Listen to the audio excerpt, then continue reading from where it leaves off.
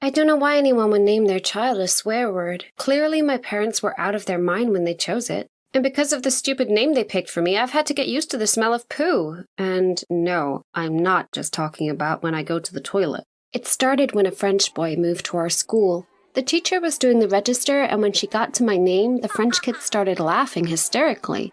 I looked at him and asked him what was so funny, and then he told me. In French, my name literally means poo.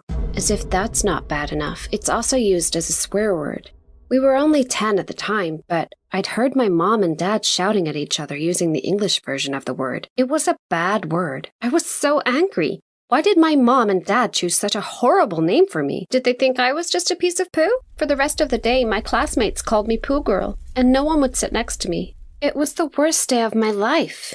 As soon as my mom picked me up, I started shouting at her, and then I did something crazy. I swore at her. I didn't even care how she'd react. You piece of You piece of shit. And then I spat at her. That car ride home, I just went insane. My mom always told me my name was so cute, but she was wrong. It wasn't cute. It was disgusting. When Dad got home from work, I was still shouting at Mom. Well, Dad went berserk. He sent me to my room and said if I didn't sort my behavior out and treat my mom better, he'd send me away to stay with the orphans. Send me there, then, I shouted. Then I can change my name and live a normal life. Things just got worse from there. I hated my parents for this. Now everyone in school knew what my name meant, and kids can be cruel. Every morning when I left for school, there would be a fresh dog poo waiting on our porch. There was only one kid on our street with a dog, and it was that nasty French kid. For weeks, he'd leave the poo there, but we never caught him. He must have come before we woke up. So one day, me and my dad woke up extra early and waited. We saw him coming up the path, and Dad grabbed the garden hose, and just as his dog started doing its business, Dad threw the door open and aimed the hose right at him. The water came out so fast, he actually fell onto the ground and started crying. I filmed him and couldn't stop laughing. He deserved this. I then grabbed his dog and said, if you ever let your dog poo here again, I'll show this video to everyone. After that, he always walked his dog on the other side of the street. But then one time, we were playing hide and seek at school. I'd been hiding for ages, and no one came to find me. Then I heard a girl in my class saying, "Oh, hey, Maird, that's not a very good hiding place, is it?" I was so confused. And then I saw what she was doing. She was talking to a piece of dog poo by the school gate. When would this end? It didn't end. It continued. And the jokes were the same every time. So on Halloween last year, I decided to join in on the jokes. I dressed up as the poo emoji and went along with my friend Sarah to the party. It was at the French boy's house. We knocked on the door and his mom answered. Sarah was dressed as a cute pumpkin and his mom let her in. And then she looked at me and shook her head and said I wasn't welcome in their house because my name offended her and her entire country. Then she slammed the door in my face. I didn't get it. I thought if I made fun of myself, people would laugh with me instead of at me. But that's not how it worked, apparently. And then the universe decided to play with me even more. Our art teacher announced a trip to Paris. So now I'd be going to the land where my name was a swear word. Great! I'd need to change my name. What if they wouldn't even let me enter the country? As I was thinking that, I went to my locker to get my art supplies.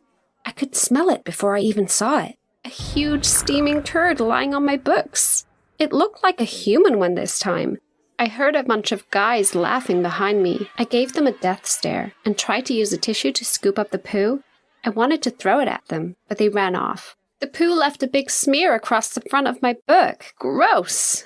I chucked all of my stuff in the bin and was about to try sneak out and go home so I could take a hot shower when the teacher caught me heading for the door. Maird, where do you think you're going? Too late. I had no choice now. I followed her to class and sat down. Suddenly, the girl next to me started sniffing the air. Ew, what's that smell? She said. I could smell it too, and then I realized what it was. There was poo on my face and in my hair. When I'd scooped the poo off my book, I must have touched my face. Miss, Maird smells like a real Maird. Can you open a window, please? Another girl said. I couldn't take it. I ran out of the class and I slammed the door behind me. I could hear everyone laughing. I went home and ran to the bathroom and scrubbed my hands until they were red raw. Then I took the longest shower and decided it was time to change my name. I looked up how to do it online and realized I'd only be able to do it after the trip. I couldn't miss the trip or I'd risk failing art. I'd just have to grin and bear it. The trip arrived. I was pretty nervous as I stood in the line at immigration. When the officer took my passport to stamp it, he stared at my name for a while. I lowered my head, waiting for the insult, but none came. Instead, he started laughing, like really loudly. And then he called his colleagues over. I felt like a freak show. And that was just the beginning. Welcome to France, I thought. When we got to our hotel, I went to the bathroom. Suddenly, I heard my name being called, and then everyone in the hotel lobby started tutting and shaking their heads in disgust at my teacher. I even saw a mom covering her kid's ears. Clearly, these people were shocked to hear an American lady shouting, "Merde!" If only they knew it was my name. Anyway, I was used to this, right? The next day, we went to see all the sights. It was amazing. After going up the Eiffel Tower, our teacher gave us a free hour to do what we wanted. Me and my best friend Sarah decided to go to an art museum. But something horrible happened. We got lost. Like, legit lost in Paris. We couldn't find our teacher anywhere. Neither of us spoke good enough French to ask for help, and we had no Wi-Fi. So basically, it was a recipe for disaster.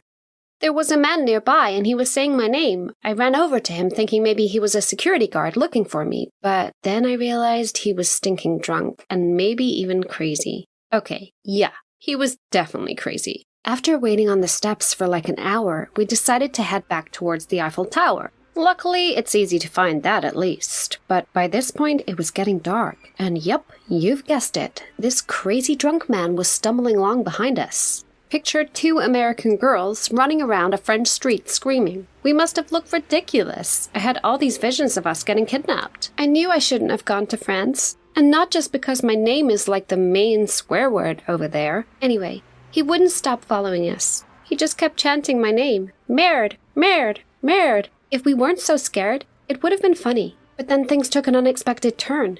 He caught up with us and grabbed Sarah's backpack.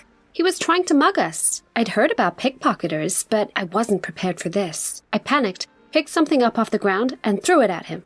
I didn't want to hurt him, I just wanted him to go away. Only after I threw it did I realize what it was. Dried up poo. That distracted him enough so that me and Sarah could get away from him. We eventually made it back to the Eiffel Tower and ran into the crowd and lost him. It was seriously impossible to find anyone amongst all those people. Our teacher was tall with red hair, but still I couldn't spot her. Instead, I noticed that everyone around us was giggling and filming something.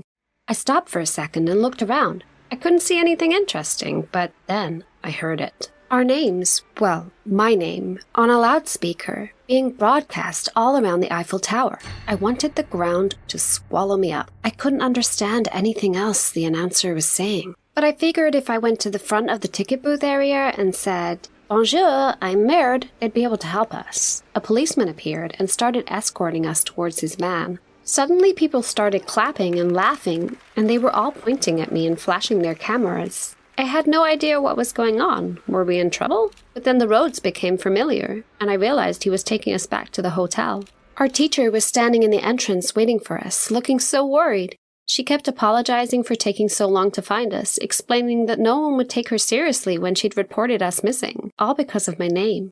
She had even needed to come back to the hotel to get a photocopy of my passport to prove that she really was looking for a girl named Merde. How would I live this down? We still had a week to go in France, and I'd already been publicly humiliated. The following day, we went on a cycling tour along the river, and we stopped to buy some water. Well, you won't believe what was on the front of the newspaper. My eyeballs almost bulged out of my head when I saw it. It was me, on the front page. I couldn't read it, but I knew exactly what it was about. Was my name that much of a shock? Clearly it was. All my classmates saw and started howling with laughter, and the man selling the newspapers started telling a random passerby that I was the Merde girl. Great. And then it got worse. My cousin sent me a message telling me to check Twitter. I was trending on Twitter. Someone had actually created a hashtag for me. I couldn't believe it. Was this what it was like to be a celeb, I wondered? And you'll never guess what. At the airport on the way home, the exact same immigration man gave me my exit stamp. He couldn't stop grinning at me, and in broken English he said, "You are so big celeb in France now, Merde girl." Well, he wasn't wrong there. It was crazy. How had this happened? I'd gone from being someone who found dog poo on her doorstep to someone who people actually tweeted about. I mean, okay, they were mainly making fun of me, but still, I was pretty famous now. When my parents picked me up, the first thing my mom said was, "Still want to change your name?" And then she laughed. "Bet you're thanking us now. If anything, at least we've made your life more interesting." Eventually, the hype around my name died down, and I went back to just being Merd. There would be many more embarrassing moments to come where I'd need to explain my name, going to college, getting my first job, but for now, I've decided to embrace it. I did a Google search, and there are people out there with way worse names than me. I mean, imagine if my name was Tess Tickle. And I guess that dried up old poo saved mine and Sarah's life. Who knows what that crazy man would have done to us? What do you think of my story? Please share your thoughts in the comments section below, and don't forget to like this video and subscribe to the channel for more stories.